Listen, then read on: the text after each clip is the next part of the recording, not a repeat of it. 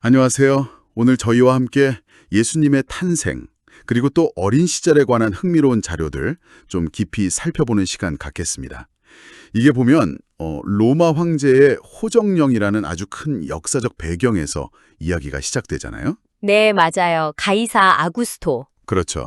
거기서부터 베들레헴 마구간에서의 탄생, 또 한밤중에 목자들이 경배한 이야기, 예루살렘 성전에서의 봉헌, 그리고 거기서 만난 시므온과 안나의 예언도 있었죠. 네, 아주 중요한 인물들이죠.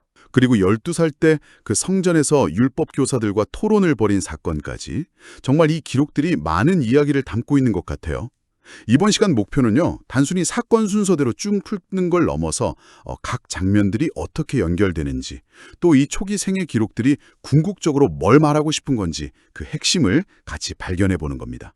제공해 주신 자료들 바탕으로 그 의미와 맥락을 좀 더 생생하게 파헤쳐 보겠습니다. 자, 그럼 바로 시작해 볼까요? 모든 이야기는 로마 황제 가이사 아구스토의 명령, 바로 그 호정령에서 시작합니다. 네, 제국 전체에 내려진 명령이었죠. 그래서 모든 사람이 자기 본적지로 돌아가서 등록을 해야만 했어요. 그래서 목수 요셉이 약혼한 마리아와 함께 갈릴리 나사렛을 떠나서 유대 땅 베들레헴으로 향하게 됩니다. 그냥 의무 때문만은 아니었죠. 그렇죠. 요셉이 그 유명한 다윗 왕의 가문 사람이었고, 또 베들레헴이 다윗의 동네로 알려진 곳이었기 때문이잖아요. 네, 맞습니다. 게다가 그때 마리아는 이미 임신한 상태. 그것도 거의 만삭에 가까웠다고 기록되어 있죠. 네, 베들레헴이 다윗의 동네라는 점, 이게 단순한 지리 정보 그 이상인 것 같아요. 맞습니다. 당시 메시아, 그러니까 구원자를 기다리던 유대인들에게는 다윗 왕가가 약속된 구원자의 혈통, 그 뿌리로 여겨졌거든요. 그래서 이곳에서의 탄생은 뭐랄까 예언의 성취다 이런 기대를 갖게 하는 거죠. 그렇죠. 그런데 이 자료에서 정말 흥미로운 지점은 이 중요한 의미를 가진 인물의 탄생이 아주 평범하고 어떻게 보면 초라한 환경에서 이루어진다는 거예요. 번듯한 여관방 하나 못 구해서 아기가 가축 먹이통, 그 구유에 누였다는 묘사. 이건 뭐 세상 영웅 이야기나 왕의 탄생과는 완전 반대잖아요. 정말 그렇네요. 다윗의 동네라는 그 상징성하고 구유라는 현실, 이 대비가 시작부터 뭔가 비범함을 암시하는 것 같습니다. 네, 그 극적인 대비가 중요하죠. 그 비범함은 첫 목격자들 등장에서도 이어지는데요. 뭐 왕족이나 제사장 같은 그런 사람들이 아니라 한밤중에 들판에서 양떼 지키던 그냥 평범한 목자들이었어요. 네, 갑자기 천사가 나타나죠. 맞아요.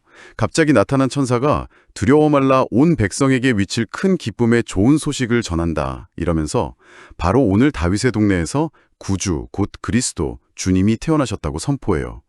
근데 그 증거가 놀랍게도 강보에 쌓여 구유에 누워있는 아기, 정말 소박한 모습이었죠. 그렇죠. 그리고 곧이어서 하늘에는 수많은 천사들이 나타나서 가장 높은 곳에서는 하나님께 영광, 땅에서는 하나님께서 기뻐하시는 사람들 가운데 평화, 이렇게 노래를 합니다. 이 장면 정말 극적이지 않나요? 네, 매우 극적이죠. 그리고 여기서 목자들이 첫 증인이 되었다는 사실, 이게 그냥 우연은 아닐 거라고 봐요. 이 자료들을 보면 이들이 사회적으로 뭐 특별히 높은 지위에 있지는 않았음을 좀 암시하는데 바로 이 사람들에게 가장 먼저 큰 기쁨의 좋은 소식이 전해졌다는 것. 이게 이 메시지의 본질이 세상의 기준과는 좀 다르다는 걸 보여주는 것 같아요. 뭐 사회적 지위나 부 이런 거랑 상관없이 열린 마음을 가진 이들에게 먼저 다가간다. 이렇게 해석할 여지가 크죠. 그렇군요. 그리고 또 천사들의 찬송 내용 있잖아요. 특히 하나님이 기뻐하신 사람들 중에 평화, 이 구절은 매우 중요합니다. 이건 그냥 전쟁 없는 상태, 이걸 넘어서 하나님과 인간 사이에 깨어진 관계가 회복되는 어떤 근원적인 평화를 의미하는 거거든요. 이 아기의 탄생 목적을 함축적으로 보여지는 거죠. 네, 평화. 그리고 이 모든 놀라운 일들을 마리아가 그냥 흘려듣지 않고 마음에 새기며 깊이 생각했다는 구절. 이것도 앞으로 펼쳐질 이야기의 무게, 또 마리아의 역할을 예고하는 것 같아요. 천사의 메시지를 들은 목자들 반응도 인상적이에요. 뭐 망설이거나 의심하지 않고 바로 베들레헴으로 달려가죠. 네, 즉시 같다고 나오죠. 그리고 정말로 마리아와 요셉, 또 구유에 누인 아기를 발견하고는 천사가 전한 말을 막 사람들에게 알리기 시작해요. 이야기를 들은 사람들은 뭐 당연히 놀라워했고, 목자들은 자신들이 직접 보고 들은 일로 하나님께 영광을 돌리면서 돌아갔다고 기록은 전합니다. 최초의 증인으로서 역할을 아주 충실히 수행한 셈이죠. 네, 이들의 신속한 행동이랑 증언이 이야기의 신빙성을 더해주는 요소 같아요. 자, 이제 아기가 태어난 지 8회가 됐습니다. 유대 율법에 따라서 할례, 그러니까 유대인 언약의 표시인 그 의식을 행하고 예수라는 이름을 받게 돼요. 이 이름은 이미 정해져 있었죠. 맞아요. 마리아가 잉태하기 전에 천사가 알려준 이름이었죠. 그리고 시간이 흘러서 모세 율법이 정한 정결 예식의 날이 되자 요셉과 마리아는 아기를 데리고 예루살렘 성전으로 올라갑니다. 네, 율법을 지키기 위해서였죠. 처다들은 하나님께 바쳐야 하고 또 산모의 정결 예식도 있고요. 이때 좀 주목할 만한 점이 제물로 바친 게 양이 아니라 산비둘기 한 쌍 또는 어린 집 비둘기 2마리였다는 기록이 있다는 거예요. 네, 그 제물 기록이요.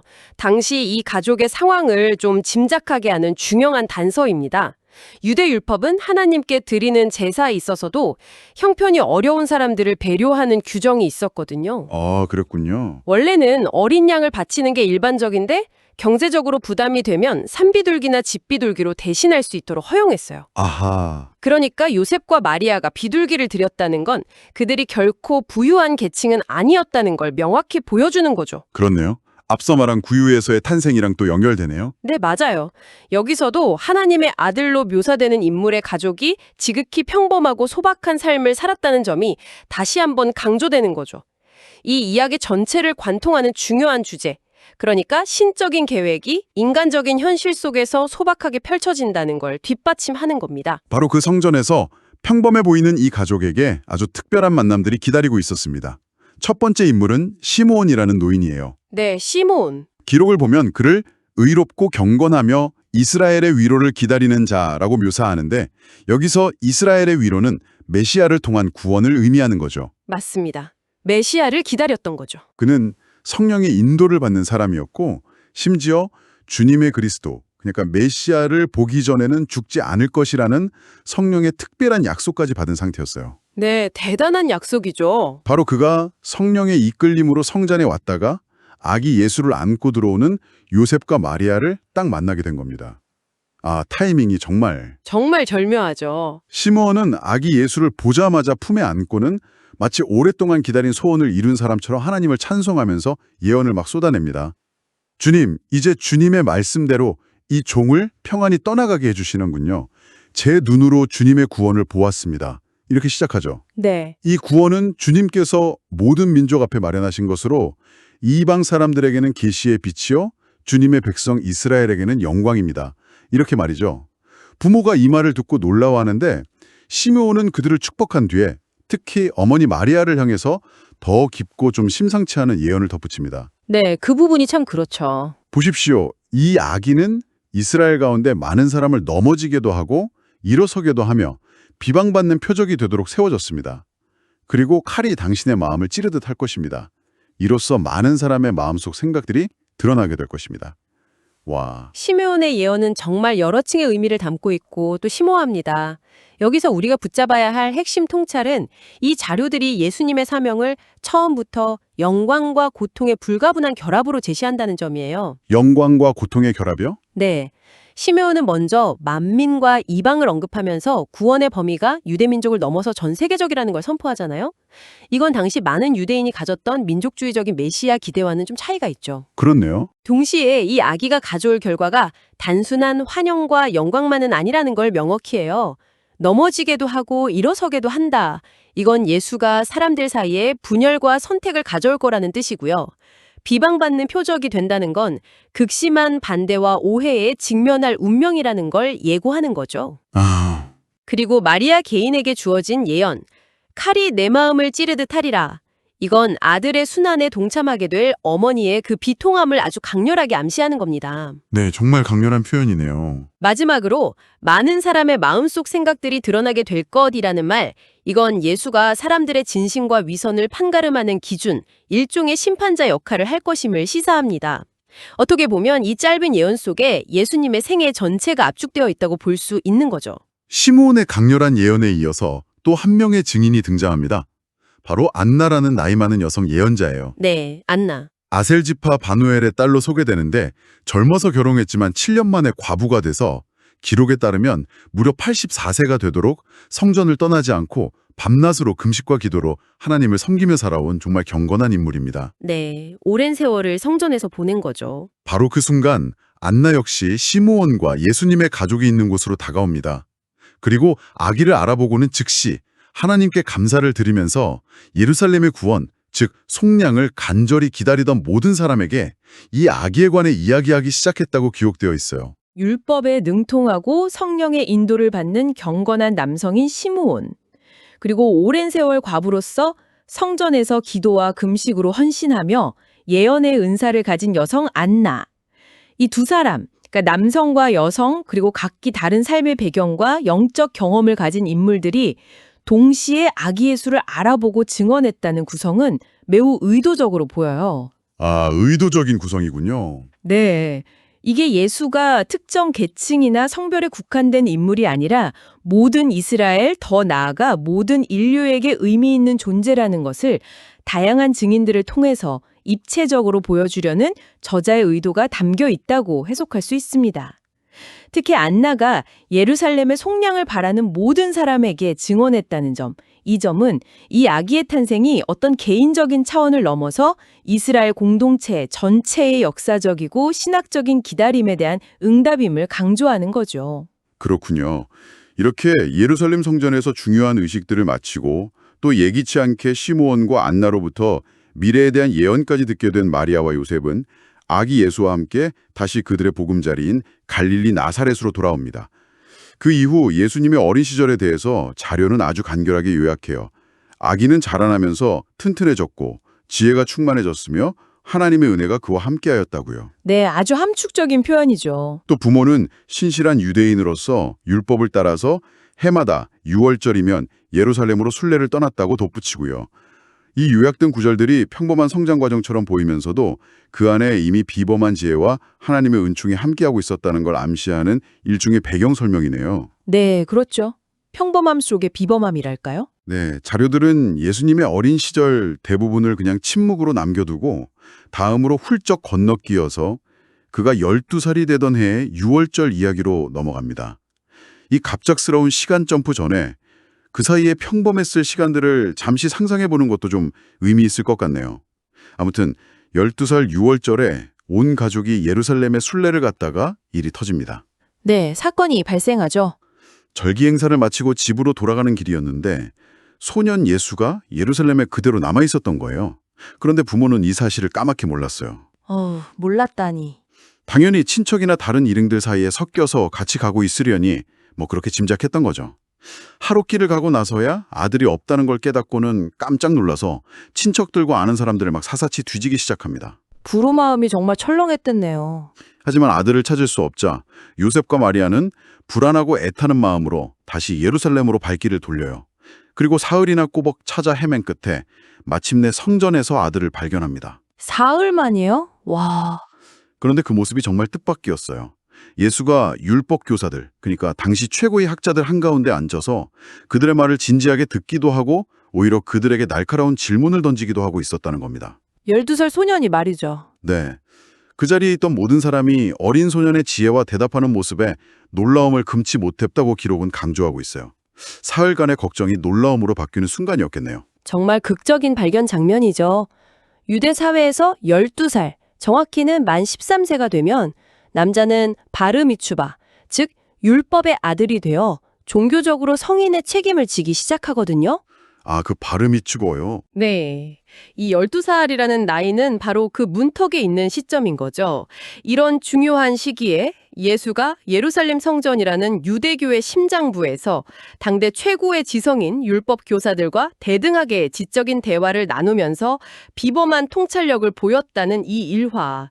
이건 그의 남다른 정체성과 앞으로의 사명을 아주 강력하게 암시하는 사건으로 제시됩니다. 그렇군요. 부모가 사흘 동안이나 찾아 헤맸다는 그 구체적인 묘사도 그들의 인간적인 고통과 당혹감, 또 아들에 대한 깊은 염려를 생생하게 전달하는 동시에 이 사건이 그냥 해프닝이 아니라 매우 중요한 의미를 지닌 순간이라는 걸 부각시켜요. 아들을 찾은 부모의 마음은 놀라움과 안도감이 교차했을 텐데요. 어머니 마리아가 먼저 나서서 애타는 마음으로 아들에게 묻죠. 얘야, 왜 우리에게 이렇게 하였느냐? 네 아버지와 내가 얼마나 걱정하며 너를 찾았는지 모른다 하고요. 뭐 지극히 당연한 부모의 반응이죠. 그렇죠. 애가 탔겠죠. 그런데 이때 예수님의 대답이 또 한 번 우리를 놀라게 합니다. 어찌하여 나를 찾으셨습니까? 내가 내 아버지의 집에 있어야 할 줄을 알지 못하셨습니까? 아, 이 대답. 근데 기록은 부모조차도 그가 한 말의 뜻을 깨닫지 못했다고 덧붙입니다. 이 대화 정말 많은 생각을 하게 만드네요. 이 대화야말로 이 이야기 전체에서 가장 중요한 지점 중 하나라고 할 수 있고요. 예수님의 자기 인식에 대한 최초의 직접적인 발언이라고 볼 수 있습니다. 최초의 직접적인 발언이요? 네, 내 아버지의 집이라는 표현, 이게 단순히 성전을 물리적으로 가리키는 걸 넘어서는 거예요. 이건 육신의 아버지 요셉이 아닌 하나님을 자신의 아버지로 인식하고 있다는 것, 그리고 자신은 바로 그 아버지의 일, 즉 하나님과 관련된 일에 마땅히 있어야 한다는 자신의 근원과 소명에 대한 깊은 자각을 드러내는 말입니다. 12살 소년이요. 네, 12살 소년의 입에서 나온 말이라고 하기에는 너무나 심오하죠. 이건 단순한 반항이나 철없는 행동이 아니라 자신의 신적인 정체성에 대한 자각이 이미 싹트고 있음을 보여주는 강력한 증거예요. 그런데 동시에 육신의 부모조차 그 말의 진정한 의미를 즉시 파악하지 못했다는 사실, 이게 또 예수님의 완전한 정체성이 세상에 점진적으로 계시되고 이해되어 갈 거라는 걸 암시하는 거죠. 인간적인 부모의 염려와 아들의 초월적인 자기인식 사이에 그 묘한 긴장감이 이 대화 속에 압축되어 있습니다. 그 놀라운 사건 이후에 이야기는 다시 일상으로 돌아옵니다. 예수님은 부모를 따라서 나사렛으로 순순히 내려가서 그들에게 순종하며 지냈다고 기록되어 있어요. 네, 다시 평범한 모습으로 돌아간 듯 보이죠. 그리고 어머니 마리아는 또다시 이 모든 일, 그러니까 아들의 이해하기 어려운 말과 행동들을 그냥 잊어버린 게 아니라 마음에 소중히 간직했다고 강조됩니다. 이게 마치 앞으로 일어날 일들을 예비하는 복선처럼 느껴지기도 하고요. 네, 마리아의 역할이 참 중요하게 그려지죠. 그리고 자료는 예수님의 소년기를 이렇게 마무리합니다. 예수는 지혜와 키가 자라가며 하나님과 사람에게 더욱 사랑스러워갔다. 평범한 성장 과정과 그 안에 깃든 비범한 정체성이 함께 언급되면서 그의 남은 성장기를 요약하고 있네요. 오늘 저희는 당신께서 제공해 주신 자료들을 통해서 예수님의 탄생부터 12살 무렵까지 이어지는 초기 생애의 중요한 발자취들을 따라가 보았습니다. 로마 제국의 호정령이라는 거대한 역사적 무대에서 시작해서 베들레헴의 초라한 마국간에서 일어난 탄생, 밤하늘 아래 목자들에게 전해진 천사들의 기쁜 소식과 그들의 경배. 네, 정말 많은 사건들이 있었죠. 예루살렘 청전에서 만난 시므온과 안나라는 경건한 증인들을 통해 선포된 그의 영광과 고난에 대한 복합적인 예언들, 그리고 12살 소년 시절 성전에서 율법 교사들을 놀라게 한 지혜와 내 아버지 집이라는 발언으로 드러난 놀라운 자기인식까지. 정말 인상 깊은 장면들의 연속이었습니다. 맞습니다. 이 초기 생애 기록들을 좀 면밀히 살펴보면요. 단순한 사건 나열을 넘어서는 분명한 메시지가 드러나요. 즉, 예수가 누구이며 그의 사명이 무엇인지를 점진적이면서도 또 극적인 방식으로 드러내려는 저자의 의도가 읽히죠. 저자의 의도요? 네. 다윗의 후손이라는 고귀한 혈통과 구유라는 비천한 탄생 환경의 대비, 천사들의 찬란한 선포와는 달리 사회 변두리의 목자들에게 처음 알려진 소식, 또 이스라엘의 영광이 될 거라는 기대와 동시에 비방과 반대의 표적이 될 거라는 시므온의 경고, 평범하게 자라는 듯 보이다가도 갑자기 터져나오는 비범한 지혜와 신적인 자각, 이처럼 영광과 고난, 신성과 인성이 처음부터 함께 예고되고 교차하면서 나타나는 것. 이게 이 자료들이 보여주는 예수 이야기의 핵심적인 특징이자 패턴이라고 할 수 있겠습니다. 그렇다면 이 이야기들을 모두 살펴본 지금 여러분께 마지막으로 이런 질문을 한번 던져보고 싶습니다. 이 기록들 속에서 한 인물 안에 공존하는 두 가지 측면, 그러니까 하나님의 아들로서의 신적인 정체성과 지혜와 키가 자라가며 배우고 성장하는 지극히 인간적인 과정이 어떻게 서로 긴장하면서 때로는 또 조화롭게 나타나고 있는지 주목해보는 것은 어떨까요? 네, 아주 중요한 질문이네요. 어쩌면 이 신성과 인성의 역동적인 상호작용이야말로 당신께서 제공해 주신 이 자료들이 우리에게 탐구하도록 남겨둔 가장 흥미로운 질문일지도 모르겠습니다. 오늘 저희와 함께 이 깊은 탐구를 함께 해주셔서 감사합니다.